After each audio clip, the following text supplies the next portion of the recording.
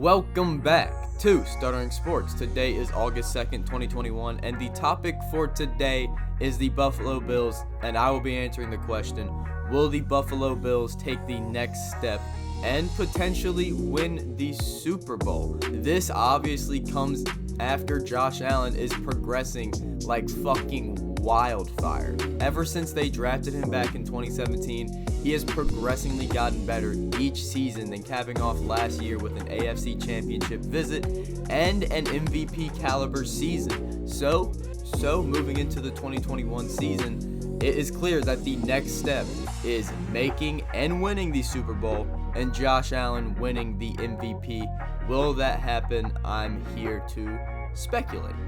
Today I'm going to be looking at their off-season moves and guys that are poised for breakout years. So without further ado, let's get right into it. Starting off with the offense. As I just mentioned like 20 seconds ago, Josh Allen has progressed like wildfire. This dude went from a really raw, tall, big-armed athlete to an insanely skilled, tall, big-armed athlete. So in terms of the offense, almost all of it does ride on Josh Allen and Stefon Diggs. They obviously made the Stefon Diggs trade during the 2020 draft, which was such a win-win deal for both the Vikings and the Bills. It's actually crazy, but that's a discussion for another day. But yes, Stefon Diggs came into Buffalo and proved why he was a top 3, top 5 receiver in the NFL.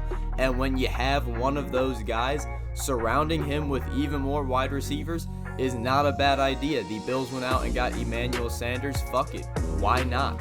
When you have a top-tier wide receiver like that, a part of that significance is just the defense staring at him.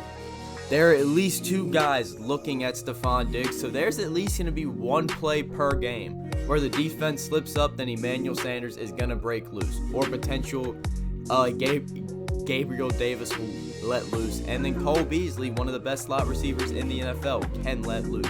This is a loaded wide receiver core, and they have Josh Allen throwing the ball. That is all you need. They have a top-tier wide receiver, a very good supporting cast, including one of the best slot receivers of the last decade in both Sanders and Cole Beasley, and 2 good pass-catching backs in Devin Singletary and Zach Moss. So with that transition, let's talk about the rushing game because it is far from perfect.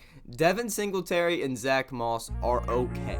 There is nothing wrong with them, but I wouldn't brag about having Devin Singletary and Zach Moss. Yes, they are dynamic, small running backs, but the fact of the matter is that one of these 2 guys is gonna have to step up, and I mean, Devin Singletary's been in the league for 2 years now. He may have to step up big time going into this 2021 year for the Bills to further their Super Bowl odds, because imagine an offense with such a dynamic passing game, and then could you imagine if one of those running backs really have a breakout year this season?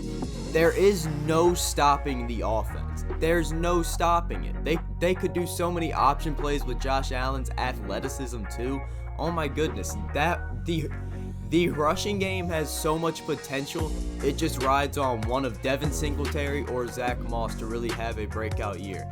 Looking at the offensive line, there really isn't anything wrong with it. There isn't anything to brag about it though. Like, it's not bad, but it's also not great, which is fine.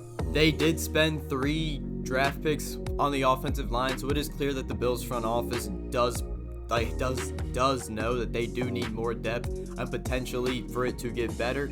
So, I mean, there really isn't anything special there, but I'm not going to sit here and bullshit and say that it's bad. So, yeah, the Bills' offensive line, it definitely does get the job done. So, yeah, with the offense, I started off this segment talking about it. It rides on Josh Allen through and through, simple as that. It rides on the passing game. But boy, would it be nice to have one of those young, small running backs really just have a breakout year because, well, they're both young. It can happen.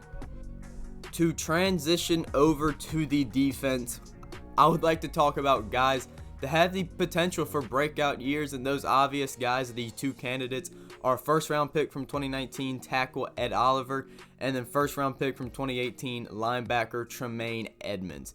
The Bills' defense is good. The secondary with Tre'Davious White, Jordan Poyer, Micah Hyde, that's a really strong secondary. Then they added 2 6th-round picks to it during the draft, which in a division with some pretty mediocre quarterback play, because we don't know how Tua's going to be.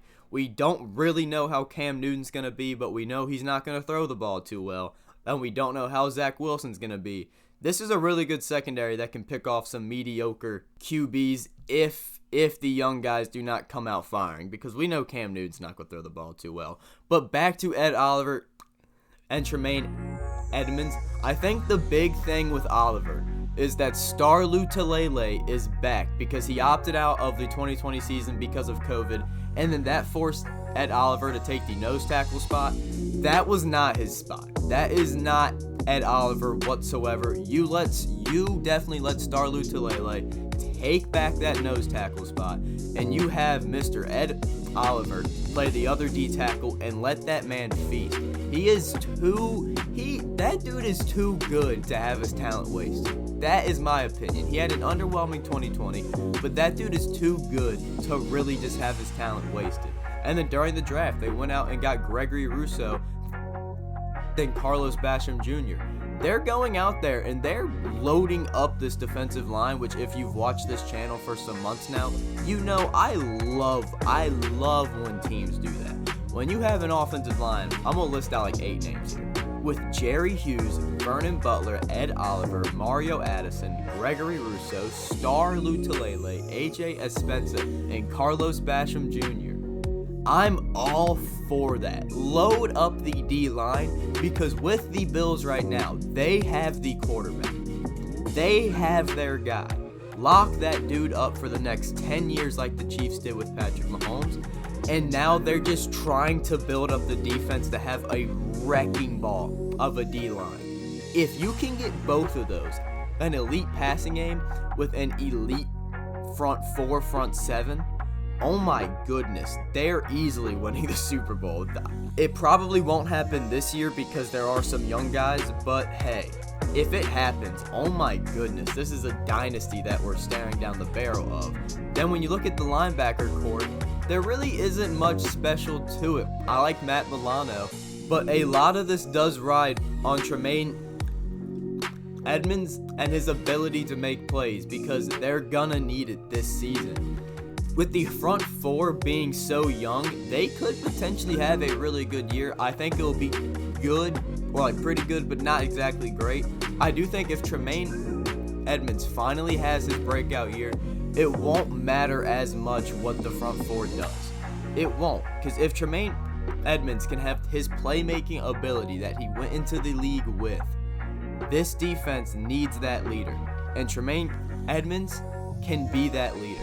So yeah, I think this defense is really poised on Ed Oliver having a potential breakout year and Tremaine Edmunds also having his potential breakout year, because the secondary is going to be really good, especially playing in the AFC East. Let's just say if Tua doesn't progress very well and then Zach Wilson comes into the league as an average rookie QB, and well, if Cam Newton's throwing the ball, then yeah, the secondary is going to feast within the division.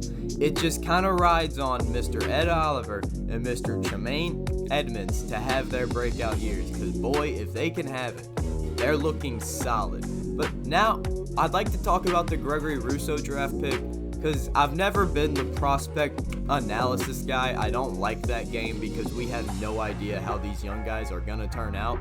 But Gregory Rousseau was so intriguing going into this draft class that you kind of had to pay attention to him. Like, sure, he fell to 28, 29, but the reason for that was not because of his raw ability, was because he really had no moves. He had his bull rush move, and there's a reason why he was a first-round pick with really just a bull rush move, is because this dude's big as hell and athletic as hell.